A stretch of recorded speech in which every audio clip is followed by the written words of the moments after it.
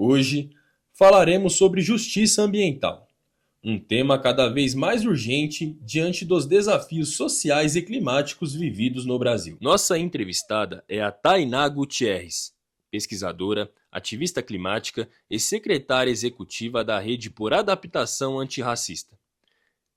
Ela também atua como consultora no Observatório do Clima e traz uma visão fundamental sobre como as políticas ambientais precisam considerar desigualdades raciais e sociais. Como você define justiça ambiental no contexto brasileiro e de que forma ela se conecta às desigualdades sociais e raciais? Bom, a justiça ambiental, ela diz respeito a esse processo do caminho que a gente precisa chegar para garantir que os direitos ambientais e os direitos socioambientais sejam de fato para todos, né? A gente tem, no contexto brasileiro, um conjunto de desigualdades estruturais que afetam as pessoas negras, as pessoas indígenas e quilombolas e que justamente impactam e aprofundam o contexto das desigualdades socioambientais e climáticas. Então, quando a gente está fazendo esse processo de diálogo sobre qual é o caminho que a gente vai chegar para a justiça ambiental, a gente precisa reparar essas desigualdades que são do campo social e que aprofundam as desigualdades socioambientais. Então, o termo justiça ambiental, ele é criado para poder dar esse horizonte de caminho para as políticas ambientais, que precisam estar conectadas com esse conceito de justiça, de reparação das desigualdades estruturais, para que todo mundo tenha acesso a essa política de proteção ambiental, essa política de proteção climática e tudo mais. Você coordena a Rede por Adaptação Antirracista. Quais os principais desafios para implementar nas políticas climáticas que levem em conta o recorte racial no Brasil? Quando a gente está falando da agenda de adaptação climática, é uma das 3 principais agendas climáticas. E dentre essas 3, né, que é mitigação, adaptação e perdas e danos, a agenda de adaptação é a que está mais conectada com esse lugar das desigualdades estruturais no nível social.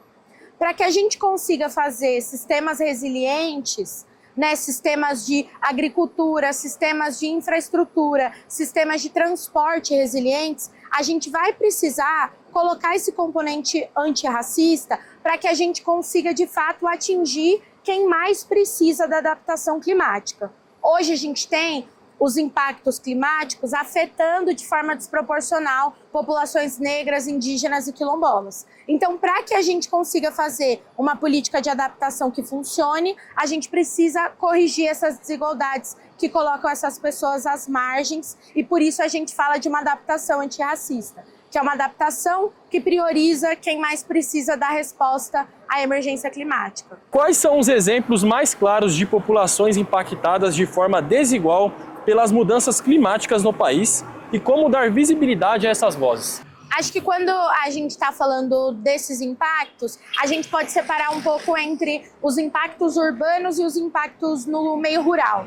No meio rural, quem está mais sofrendo são as comunidades tradicionais que estão envolvidas com a agricultura familiar e sofrem muito no contexto das enchentes e das grandes secas. E principalmente as comunidades indígenas e quilombolas que são afetadas pelos grandes empreendimentos que chegam nos territórios e causam muitos danos sem consulta livre, prévia e informada a essas comunidades.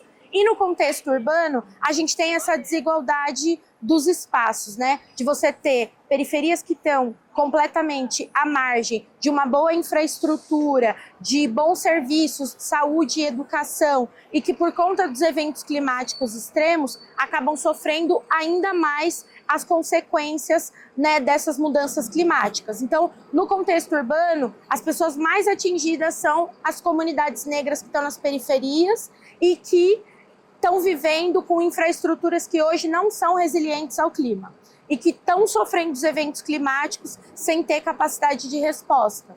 Como órgãos públicos, sociedade civil e setor privado podem contribuir de forma efetiva para garantir justiça ambiental? A gente precisa pensar, né, no contexto da justiça ambiental e da justiça climática, um desenho de governança que envolva todos esses setores de maneira coordenada. A gente precisa que as políticas ambientais e climáticas, elas de fato sejam co-construídas com quem está sendo impactado pelos impactos ambientais e climáticos e que ela receba o apoio e o financiamento privado, mas que seja voltado para as políticas públicas, né? Para esse fortalecimento do arranjo de política pública, que é o que pode responder a essa necessidade de dar dignidade e resiliência climática para a sociedade civil. Então a gente precisa pensar uma governança climática que de fato envolva todos os atores. Apesar das dificuldades, você vê sinais de avanço na luta pela justiça climática e ambiental no Brasil? Que caminhos acredita serem possíveis nos próximos anos? Eu acho que o que a gente consegue ver de esperança é justamente esse maior envolvimento das organizações da sociedade civil na agenda ambiental e climática. Algo que tem acontecido nos últimos 5, 10 anos, que mais organizações que antes trabalhavam com outras agendas, hoje estão trabalhando com a agenda ambiental e climática e fortalecendo esse lugar de denúncia do racismo ambiental, de denúncia das injustiças climáticas. Então, acho que o que a gente vê de esperança é essas redes sendo construídas pela sociedade civil que tem produzido solução concreta nos territórios, né? Que tem produzido, de fato, caminhos para as políticas públicas. E acho que para os próximos tempos, o que a gente precisa é conseguir que as políticas públicas, de fato, integrem aquilo que é a realidade dos territórios, que consiga diferenciar um território do outro para conseguir, de fato, produzir resposta que vai salvar as pessoas e não só, né, aprofundar o racismo ambiental em curso.